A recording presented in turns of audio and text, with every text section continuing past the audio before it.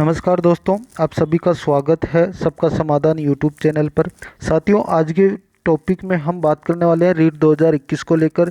और देखो, आप सभी को मैं बता दूं रीट 2021 की पूरी कहानी क्या है।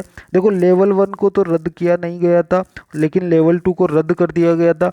इसके अलावा लेवल 1 की जो फाइनल कट ऑफ थी वो 133 आई है जनरल की, और 131 आई है ओबीसी की, 129 आई है किसकी, आपकी 129 आई है उसकी ईडब्ल्यूएस की, और वहीं 127 या आप मान के चलो उसके एमबीसी की आई है। और इसके अलावा बात करें अगली जो एससी की है वो 125 है, एसटी की जो है वो 117 है।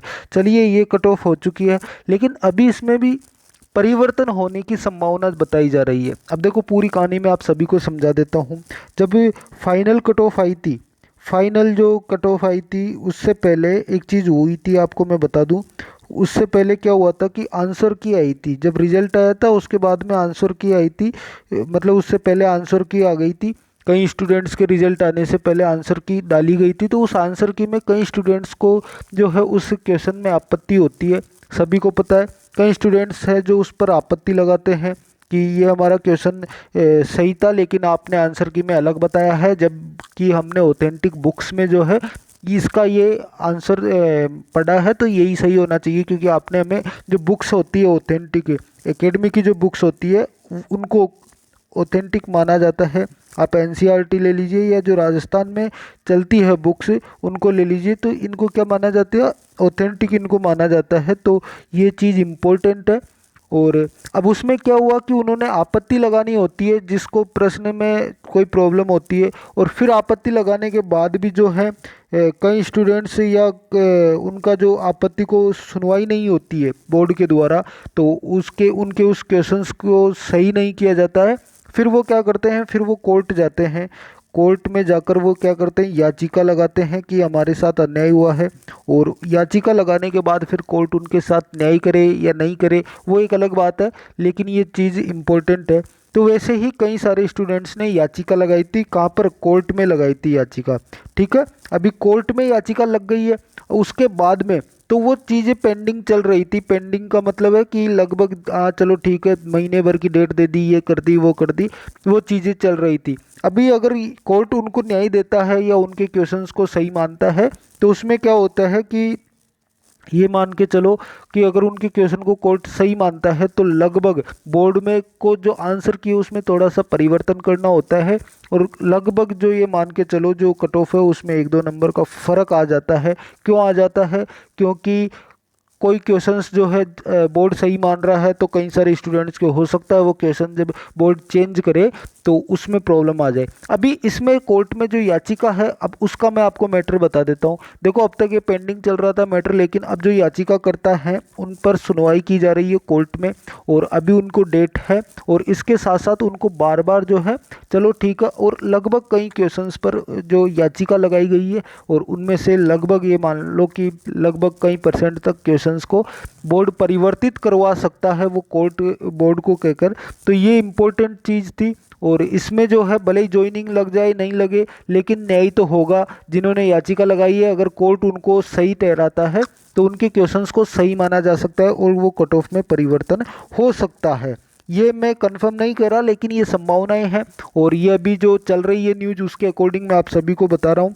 तो इसमें चल क्या रहा है, इसमें यही चल रहा है कि कोर्ट जो है लगभग कई स्टूडेंट्स के साथ न्याय करना चाहता है। इसके अतिरिक्त देखो, अभी मैं आप सभी को और बता दूं कि जो स्टूडेंट सेलेक्ट हो चुके हैं, जो कट ऑफ पार कर चुके हैं, तो इनमें से कई स्टूडेंट्स के जो है लगभग ये मान लो कि प्रॉब्लम्स तो आई होगी, लेकिन देखो इसमें क्या होता है कि आपके जो कट ऑफ है, हो सकता है अगर याचिकाकर्ताओं की सुनवाई में सत्य हो तो लगभग ये मान के चलो कि थोड़े से नंबरों में परिवर्तन हो सकता है। मैं नहीं कहता कि ज़्यादा ही जाएगी, हो सकता है कम भी जाए, ठीक है, क्योंकि परिवर्तन का मतलब ज़्यादा और कम दोनों हो सकता है, ज़रूरी नहीं है ज़्यादा हो वही परिवर्तन है। तो जो स्टूडेंट्स डीओबी की वजह से रह गए, हो सकता है उनका भी नंबर आ जाए, या हो सकता है एक आध नंबर या थोड़े से डीओबी की वजह से थोड़े से और स्टूडेंट्स के प्रॉब्लम हो सकती है। हालांकि ये फाइनल कट ऑफ है, आप सभी को ज्वाइनिंग मिल जाएगी। लेकिन अभी इस चर्चा में आ रहा है कि जो कोर्ट की सुनवाई है वो अभी ट्रेंड पे चल रही है। याचिकाओं कर्ताओं को जो सुनवाई है, जो याचिका लगाई थी किसको लेकर, आपत्तियों को लेकर, क्वेश्चंस की आपत्तियों को लेकर, तो वो याचिका बहुत ज़्यादा इम्पोर्टेंट है। इसके अलावा एक चीज़ और है कि लगभग ये मान के चलो अभी भी याचिकाएं लग रही है, और अभी भी जो है प्रॉब्लम्स जो रीट लेवल 1 के ऊपर थी वो हटी नहीं है, बिल्कुल भी नहीं हटी है।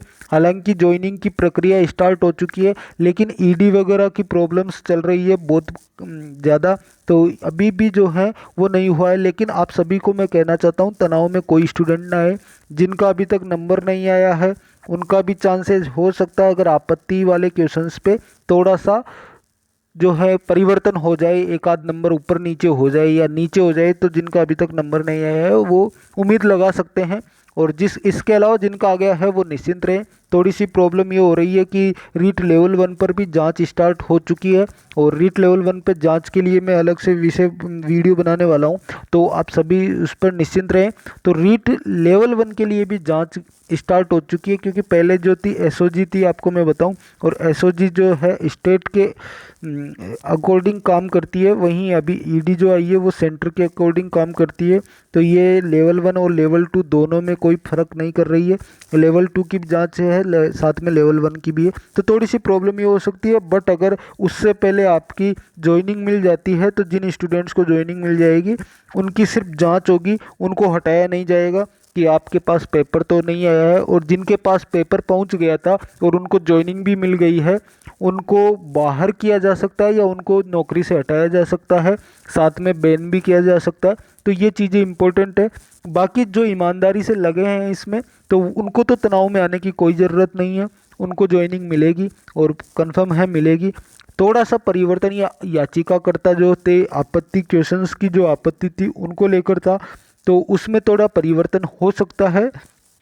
बाकी आपको तनाव में आने की कोई ज़रूरत नहीं है। जो वेटिंग का इंतज़ार कर रहे थे वेटिंग लिस्ट के लिए, उनके लिए ये हो सकती है खुशखबरी हो सकती है कि एक आध नंबर ऊपर नीचे जो हो जाए, परिवर्तन नीचे हो जाए, हो सकता आप एक हवा के झोंके की तरह आप उसमें एंटर कर जाओ। तो ये एक चीज़ थी मैंने बताई आपको, कंफर्म नहीं है, लेकिन हाँ ये सुनवाई कंफर्म है, ये सुनवाई चल रही है, और अभी संभावना भी यही है कि हो सकता है जो न्याय मिल जाए उन स्टूडेंट को, क्योंकि जो स्टूडेंट याचिका लगा रहे हैं कोर्ट में, तो वो स्टूडेंट्स को पूरा खुद पर कॉन्फिडेंस तो होगा ही ऑथेंटिक कि हाँ मैंने ये सही क्वेश्चन था, मैंने ये, क्योंकि कोर्ट में आपको जाना है तो पूरे सबूतों के साथ जाना होता है, हर कोई याचिका थोड़ी लगाएगा। तो वो चीज़ें हैं, तो उसके पास हो सकता है पूरे सबूत हो तभी वो उसने याचिका लगाई हो। बिना मतलब में कोई अपना समय गंवाना नहीं चाहता है, तो इस चीज़ को आप समझ लीजिए। बाकी अभी आप तक मैंने ये सूचना पहुंचा दी है, तो आपको क्या करना है, लाइक शेयर सब्सक्राइब